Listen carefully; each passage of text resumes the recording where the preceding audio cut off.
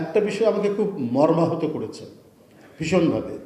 রাজশাহী ইউনিভার্সিটির এক শিক্ষক তিনি বলেছেন যে বেগম রোকেয়া ছিলেন কাফের এবং মুরতাদ।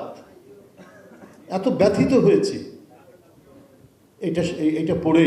এবং তিনি যদি অন্য কোনো ধর্মীয় সাবজেক্টের টিচার হতেন তা এক কথা ছিল, তিনি ফিজিক্সের টিচার, যিনি বিজ্ঞান পড়ান, তিনি এত বিজ্ঞান বিরোধী কথা বলতে পারলেন। একজন মহিষী মহিলা, যাকে মুসলিম নারী সমাজকে যিনি আলোক দেখিয়েছেন, আলোর পথ দেখিয়েছেন,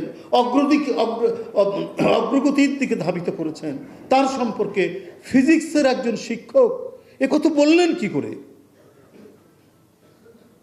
এটা চিন্তা করা যায়। 5ই আগস্ট আমরা মুক্ত হয়েছি এক ভয়ঙ্কর দানবীয় ফ্যাসিবাদের পতনের মধ্যে দিয়ে, কিন্তু এই পতনের মধ্যে দিয়ে মুক্ত হওয়া পরে ভেতরে কোনো অন্ধকার, কোনো অন্ধ কালো শক্তির উত্থান ঘটছে কিনা এটা নিয়ে আমার খুব সংশয় তৈরি হয়।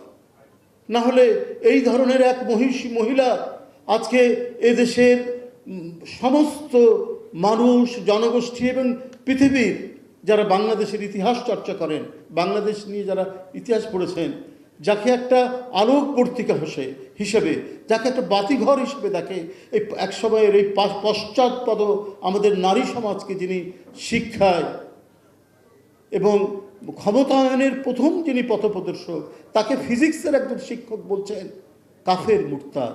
আমি তীব্র নিন্দা জানাই, ঘৃণা জানাই সেই শিক্ষককে।